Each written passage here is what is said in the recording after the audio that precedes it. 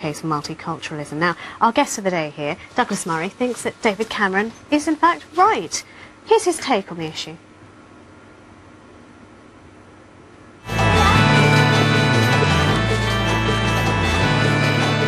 David Cameron says that multiculturalism has failed. I'd go further than that. I'd say it's been the most pernicious, divisive policy pursued by Western governments since World War II. It's a deeply misunderstood idea, but multiculturalism is not the same as multiracialism or pluralism. Nevertheless, for years, anyone who has criticised multiculturalism has been described as a racist. State-sponsored multiculturalism judged that the state should not impose values or expectations on immigrants. Rather, it should bend over backwards to accommodate the demands of immigrants. The multicultural era would have continued a lot longer if it hadn't been for radical Islam. But the fact is that Western societies have now nurtured more than one generation of immigrants who not only appear to feel no loyalty to the country they're in, but actively, in some cases, seem to despise it. The question now is what can be done about that.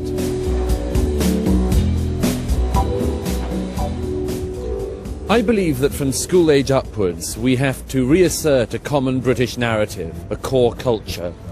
But the Muslim communities that David Cameron talked about will not reform themselves. The government is going to have to shut down and prosecute any organisations, including charities, that are linked to extremism and terrorism. Preachers and others who come from abroad to preach hatred and division should be prosecuted and deported.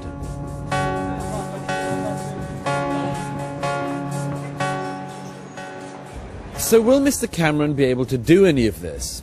Well, his talk of a new muscular liberalism is certainly to be welcomed, but there are good reasons to be sceptical. In 2005, after the London bus and tube bombings, the then Prime Minister, Tony Blair, said that the rules of the game were going to change. And the thing is, they didn't.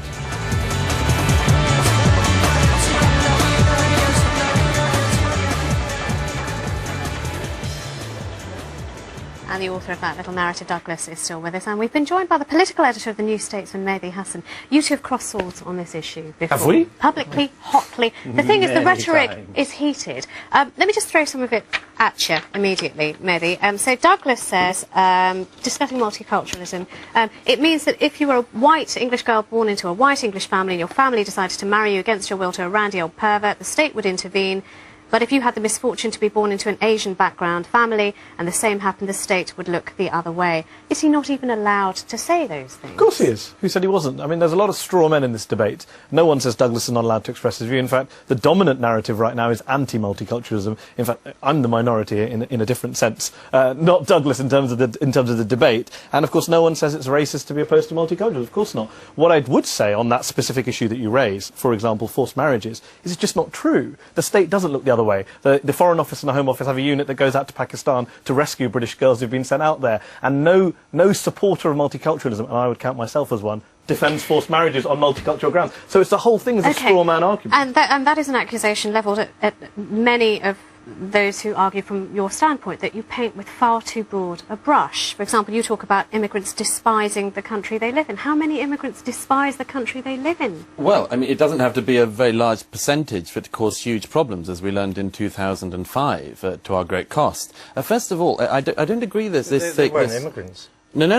I'm saying people who come to this country and who are then taught and acquire a sense of hatred towards this country. First, I mean, what we're seeing in Britain is a form of reverse assimilation. People are less integrated this generation than their parents and grandparents because there is less desire to actually get involved in the country they're in. And another thing, this isn't a straw man argument about the forced marriage issue because, yes, it's true the FCO has now got a forced marriage unit. It was very late in coming. And the phenomenon of girls of Asian background being married off had been going on for decades until government got involved. No one's denying that, but it wasn't going on because of multiculturalism. I don't want to get hung up on forced marriages because we could talk about... We're talking about the broader aspect of multiculturalism. But Douglas is just wrong to say that a younger generation is not as integrated. But you can't have it both ways because on the one hand you have said yourself that it alienates particularly the British Muslim community when people paint in the brushstrokes that Douglas is using. So you talk about the alienation, yet when he talks about the alienation, you say it's not true.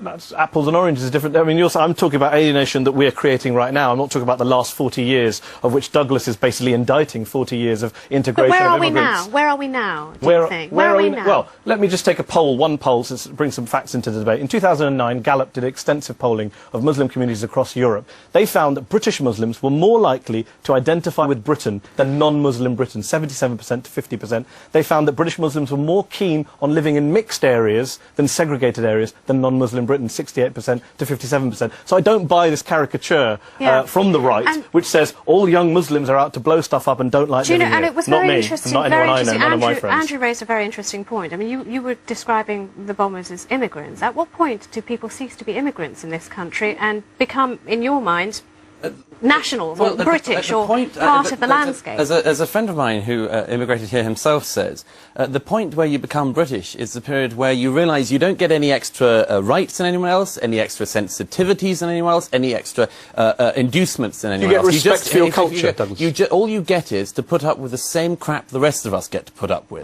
That's the deal. No extra things. And the thing is that at the moment, the dominant narrative of British life has become lost. And this is what I was trying to say in the film, is that everyone can, as it were, argue their rights, their background, their culture, other than British rights, British culture, British norms. I think it makes it a lot easier to integrate people if you know what you're integrating into. You imply there's a difference between British culture and kind of minority rights. They're not. No. It's all one and the same thing. We come together. But sometimes they run very much evolved. You two tend to joust frequently, but I'm very keen to just unpick some of this.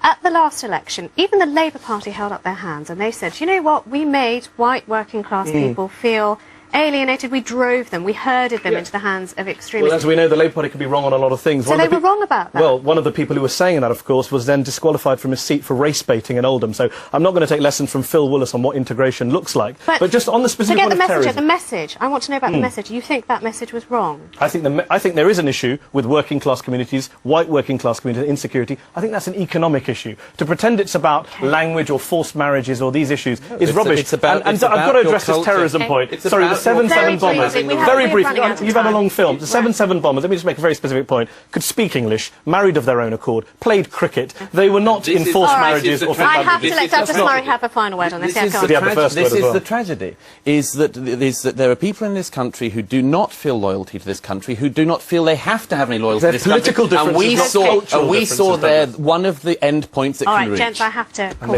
time on this. Very fascinating and something I know we'll come back to. Thank you, Medhi, for coming in. Thank you. And the struggle